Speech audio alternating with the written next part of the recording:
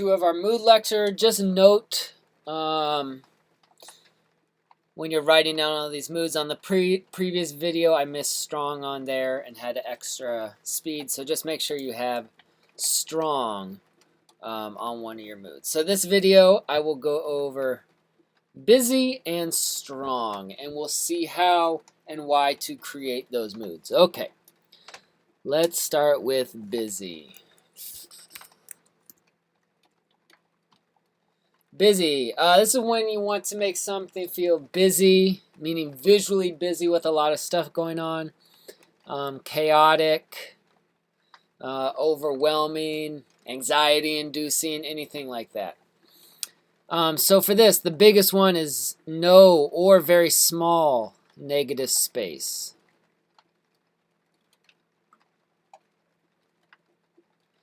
No clear focal point. So I know I said all of our artwork, we need a strong focal point. You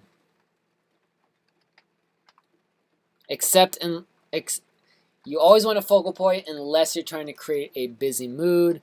Lots of shapes, basically. Lots of shapes. So there are times where you want to create this feeling in your viewer, and this is basically how you do it. So, a variety of shapes, lines, and value. Let's say variety of shapes, lines, and value. With abstract, this is very easy to do. I'm just going to start putting shapes in here. A variety of shapes, lines, and values. No negative space. We got some simple shapes, some complex shapes, some diagonal shapes, some horizontal, vertical shapes. Okay, and then we get a variety of lines. So I'm going to start some thick lines, some thin lines, some dashed lines. All right, so as you guys can see, this is getting busy. Smaller shapes, black shapes. All right, hopefully this is kind of starting to hurt your eyes a little bit. I know it's starting to hurt my eyes. I know I spend a lot of times practicing not achieving this mood, meaning I want my artwork to be clear and not busy. But this is one of the times where you may want that busy feel, okay? So abstract, it's pretty easy to get that feeling. Okay, you just can fill it up with abstract shapes, variety of shapes, lines, and values. There's no real focal point here. So that's why this is now feeling busy. I can keep going with this.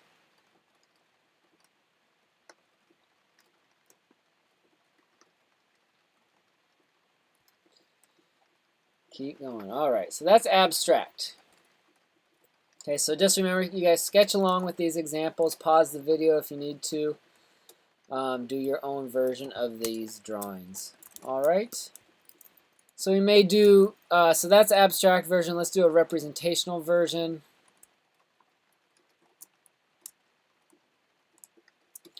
Oh, let's do our house example we've used before. It's a nice little house here. All right. But let's say I wanted to make this drawing show that, or make it feel like maybe the character that lives here is busy and unorganized. So I can start filling this up with lots and lots of shapes till it starts to get overwhelming. So remember, make sure you watch that video on negative space, because right now I'm just trying to eliminate the negative space here. Just by filling it up with too many shapes. I'm filling it up with enough shapes to create the feeling of busyness and chaos.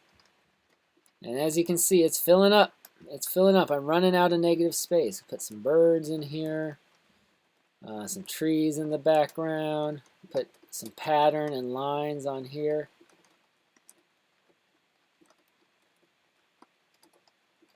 Texture in the path, grass in the foreground. And now we got a very, very busy image. There's not really negative space. I'm going to put some more clouds here to create even less negative space. I'm going to cram some more trees back in there, grass texture. All right, so both of those are very busy and should kind of make you feel overwhelmed and uncomfortable.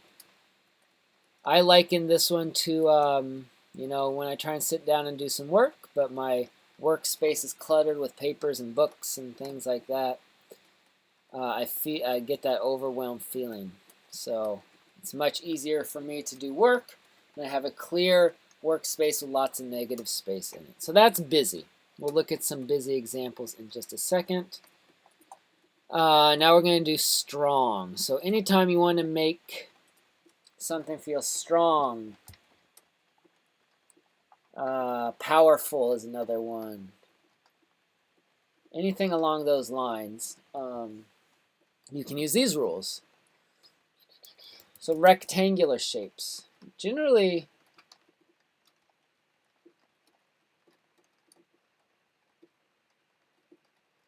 rectangles feel very solid, very immovable, very strong. So using those sorts of shapes. Symmetrical composition helps with that feeling.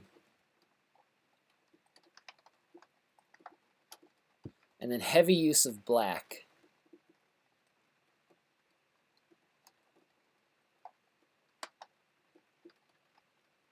Black is a powerful color. It's a powerful value. So if you can use a lot of black. All right. So jot all these down in your notes. Sketch along with me. So let's draw a mountain. Okay. So we could draw a mountain tons and tons of different ways. So, you know, if we went for our calm mood from the other video, look at that nice little mountain there. We got big negative space up here. Look how calm and peaceful and it looks looking at that mountain. So that might be one way you could draw a mountain. But like, let's say you were commissioned for a illustration in a book, and the author said, I want this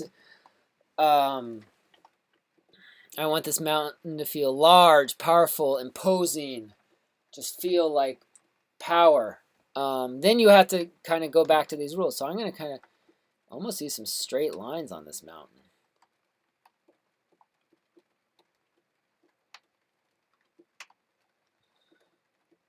And I straighten it out to make it feel more rectangular. I put it there in the center for a symmetrical composition. I can put some trees along the bottom here. And let's use some black here in the background. Okay, so you can use, when I say heavy use of black, it can be kind of anywhere in the composition. You can use it on your focal point. Here I'm using it in this little bit of negative space. So there is some negative space here, but it's pretty small.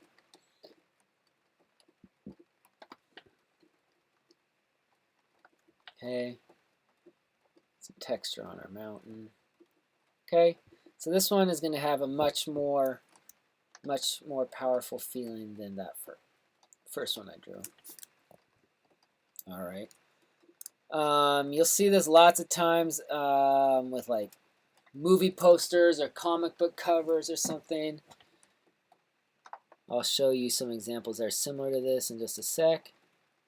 But we draw our main character with a nice, strong, squared jawline. Squared out features.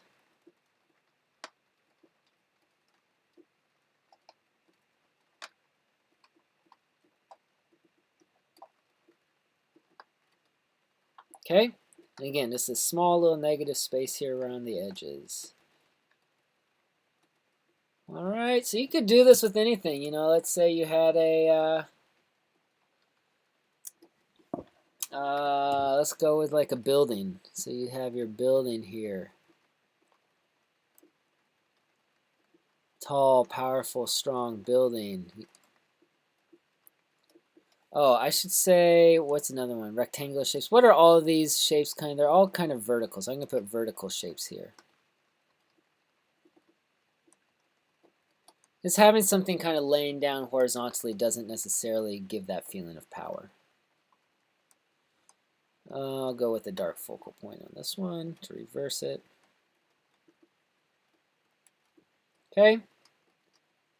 So Again, you can draw a teddy bear to feel powerful. You can draw a flower to feel powerful. It doesn't have to be a strong thing, but how you draw it should be strong. All right, so that one there is not powerful. Here, all these other three are using those powerful tools and techniques and compositional rules. All right, let's look at some examples. Let's start with Busy here. Busy, you guys seen these books before? Where's Waldo? Now, these are intentionally busy because there is a hidden character in here, and they're kids' books for the kid to find the hidden character. So they're looking for Waldo. He is right here. I found him, don't worry. But if Waldo was a clear focal point in the negative space, it would be no fun. So this illustration has a purpose to be busy and a purpose to be kind of overwhelming to the viewer. Here's some other ones. This is from some old animations, but this is trying to get the feeling of that chaotic, busy city. Cars, lights flashing. You can almost hear the noise coming from the city streets in these drawings. Just a little bit of negative space here in the sky. You know, here, sometimes the artists don't necessarily intentionally create a busy image, where this one doesn't really have a good focal point. It's really hard to kind of focus on one character because it's so busy. I don't think this one was necessarily done intentionally. So you don't want to create this mood on accident. Whereas this one, I showed you this from the negative space video. Again, no negative space here. Busyness, stuff flying around, but it encapsulates the feeling of the character and probably the story. Same with this one I showed you. Here's one capturing the scene from a dance club. So you can almost kind of hear and feel the movement of the people, hear the music thumping, because it's overwhelming and busy and a lot going on. All right, and for some strong examples. Here's the one I was basically impersonating there. We got a Hulk cover. He's a strong, powerful character. So he can't even fit in this frame. It's really nice with these strong ones when whatever your subject matter kind of busts out of the frame. So here the head's busting out of the frame. I can make this building go up higher and have that leaving the frame. So it's kind of nice to do that with those strong ones. Here's another one. This is a character from How to Train Your Dragon. But just trying to show who this character is. Very symmetrical in both his pose. He's basically a big rectangle right there. It's a big rectangle for his body. But a strong, powerful, imposing character. Here's one of Superman. Artist Ed McGuinness. Again, kind of symmetrical down the center. Good use of black in the background. Black on the character. But I like this one too because the character is busting out of the frame. His arms and shoulders and legs don't fit in the frame. And yeah, that's pretty good. Here's another one from How to Train Your Dragon. One of the dragons. Close up on the face. Can't fit in the frame. Alright, so that is part 2 of Mood. Again, you got to understand these because I'm going to be looking for you guys to be able to illustrate these moods on that Project 3. And on our discussion drawing challenge this week. Okay, so make sure you have an understanding of these, did your own versions of these drawings, or just copied what I did. But the only way you'll kind of understand these is to draw these yourself. Okay?